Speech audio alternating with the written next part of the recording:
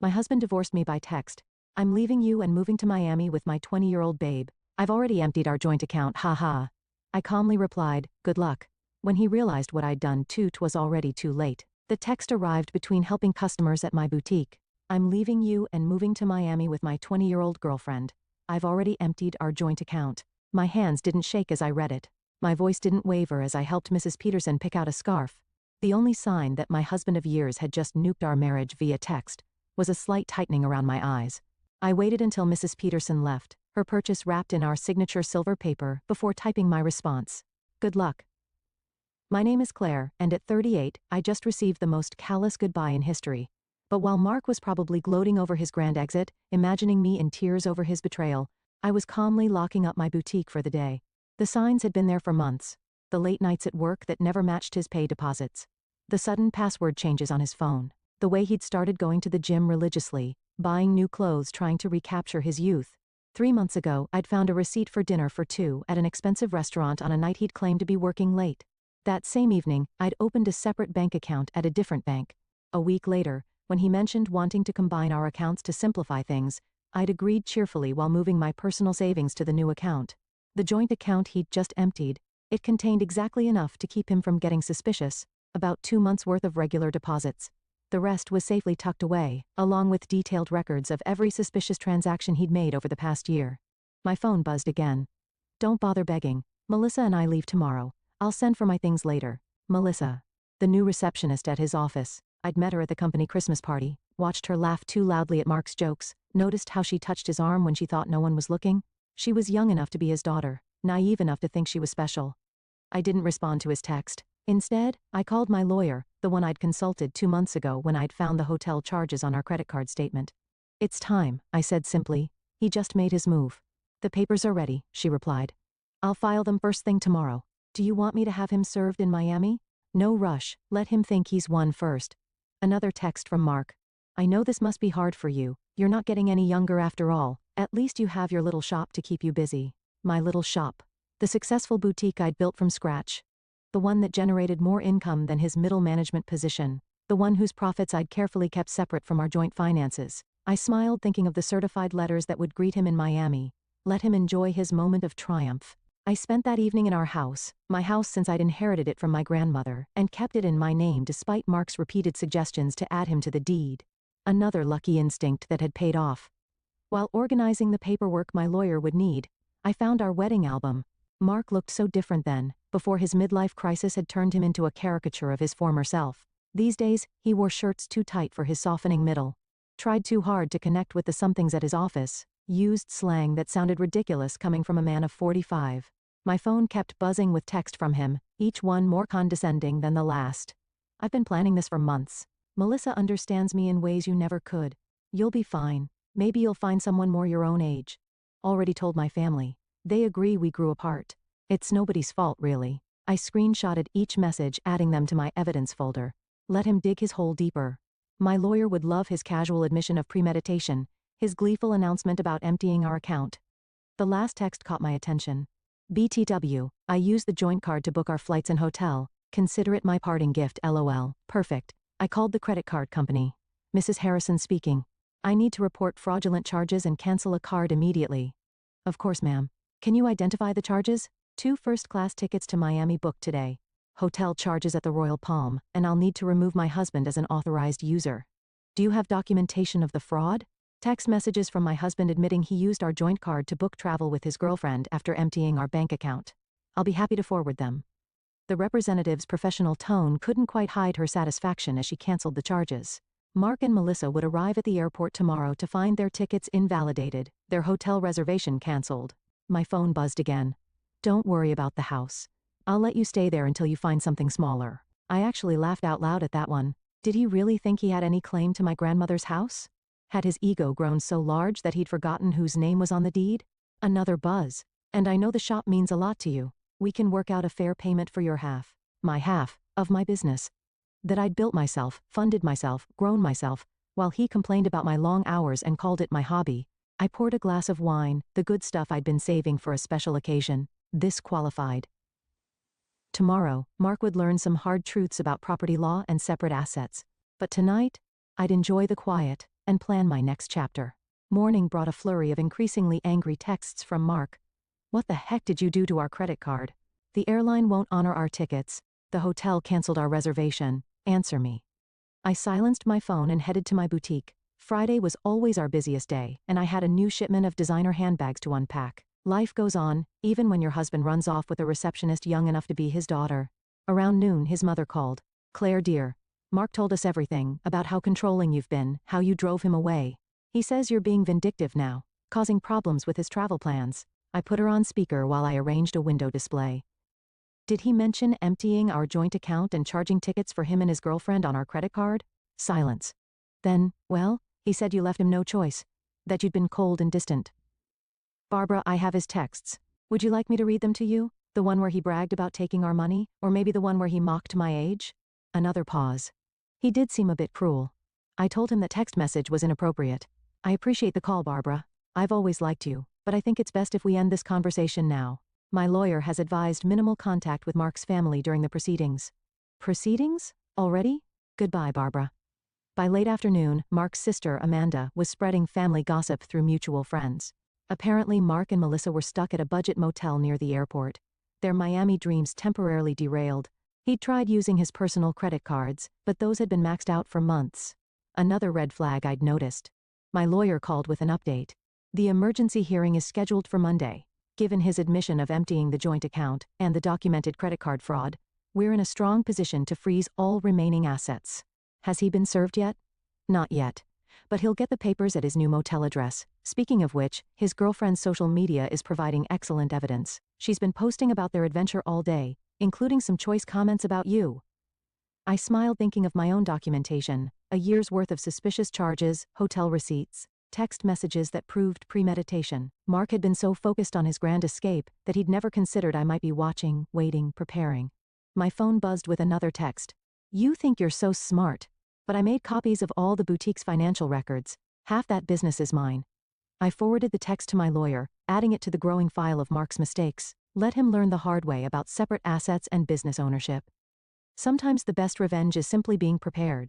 The emergency hearing on Monday was everything I could have hoped for. Mark showed up in his new young wardrobe. Designer jeans too tight for his age, a blazer that screamed midlife crisis. Melissa waited outside, her youth painfully obvious under the harsh courthouse lighting.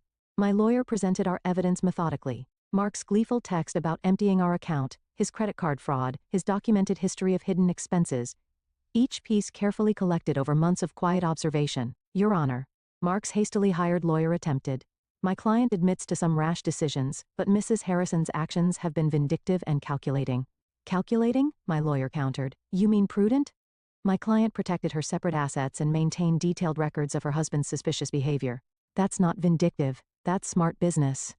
The judge reviewed my documentation, the separate property deed to the house, the boutique's incorporation papers in my name only, the careful separation of business and personal finances that Mark had always complained about. Mr. Harrison, the judge addressed Mark directly. You admitted via text message to deliberately emptying a joint account and using shared credit cards to fund a trip with your girlfriend.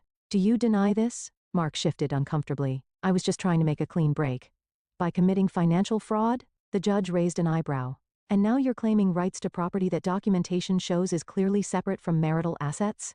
The business grew during our marriage. Mark's lawyer tried again. My client is entitled to the business was established before the marriage. My lawyer interrupted. And Mrs. Harrison maintains strict separation of business and personal finances throughout. We have documentation of every penny invested and earned. I watched Mark's face as reality started sinking in. He thought this would be easy. Empty our accounts, run off with his girlfriend, maybe claim half my business in the divorce. He'd never bothered to understand my insistence on keeping things separate, had mocked my careful bookkeeping as obsessive. The court finds sufficient evidence of financial misconduct, the judge announced. All shared assets are frozen pending final dissolution. Mr. Harrison is ordered to return any funds removed from joint accounts within 24 hours. But that money's gone, Mark protested. We spent it on. Then I suggest you find a way to replace it. The judge cut him off. And Mr. Harrison? The court takes a very dim view of using shared credit cards to fund adventures with paramours. Outside the courthouse, I heard Melissa asking Mark about their Miami plans. His response was lost in the sound of my heels clicking confidently across the marble floor, heading back to the business he'd never understood or respected. At the next few weeks brought a string of increasingly desperate moves from Mark. He tried claiming the boutique had been his idea, He remembered investing money in its early days. He even suggested he'd been my business partner all along, claims quickly disproven by my meticulous records. He's getting desperate, my lawyer observed. His girlfriend's social media shows they're staying at her studio apartment now. Apparently, living on a receptionist's salary isn't quite the glamorous escape he imagined. Mark's family started reaching out, their tone markedly different from their initial accusations. We had no idea, his sister Amanda admitted. He told us you'd been cold, controlling, that he needed to escape. But then we saw his texts, the way he bragged about taking your money. That's not the brother I thought I knew.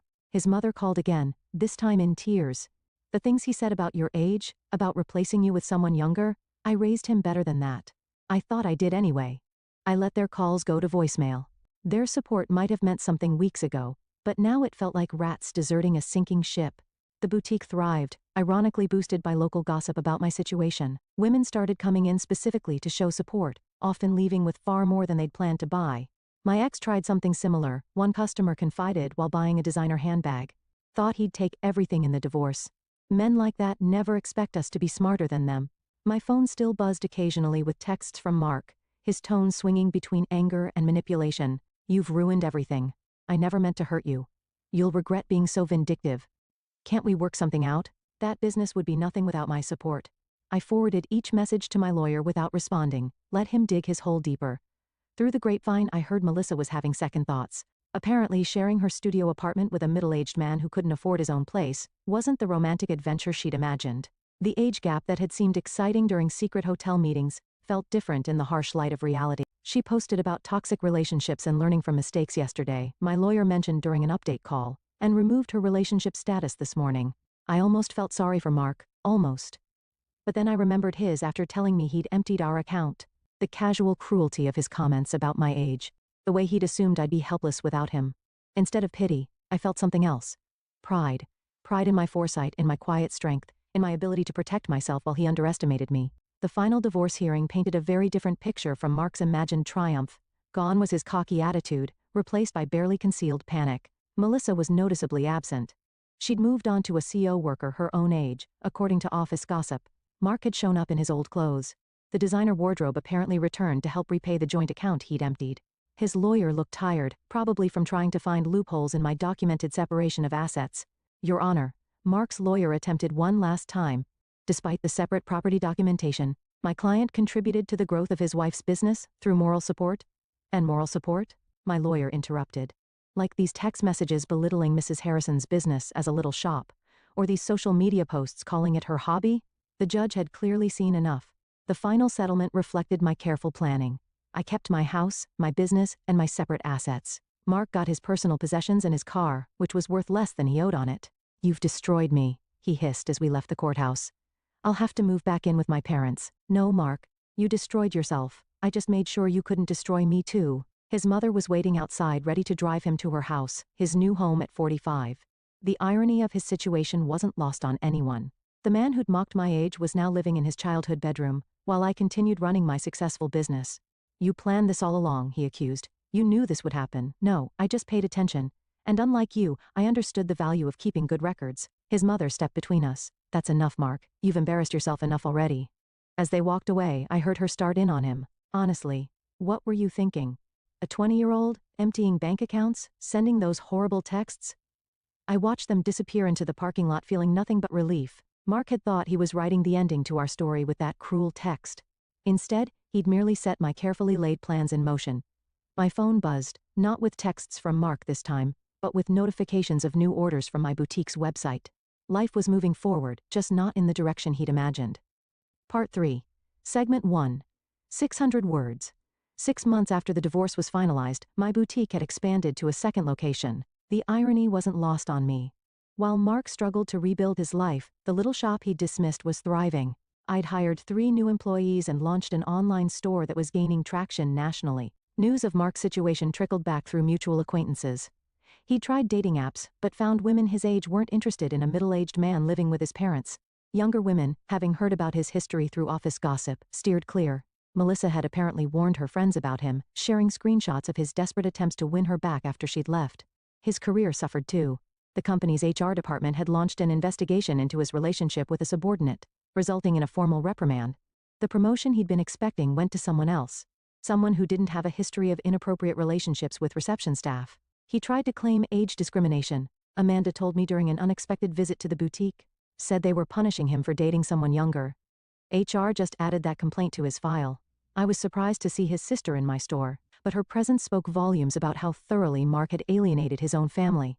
I know we didn't support you at first, she admitted, running her fingers over a silk scarf.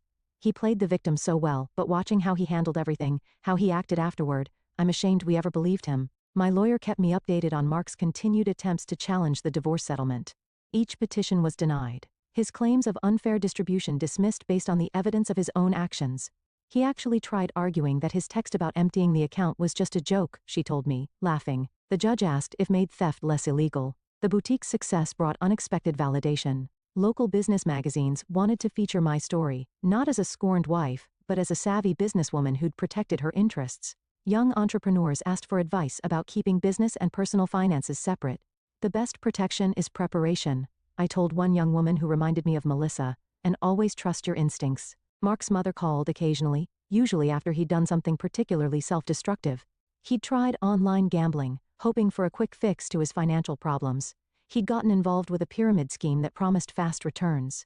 Each attempt to recover his former lifestyle just dug him deeper into trouble. I don't know where we went wrong with him. She sighed during one call. His father and I offered to help him get back on his feet if he'd just take responsibility for his actions. But he's still blaming everyone else. You, Melissa, his company, the judge. I listened politely but maintained my distance. Their family drama wasn't my problem anymore. My life had moved forward, filled with plans for a third boutique location and a possible expansion into luxury accessories.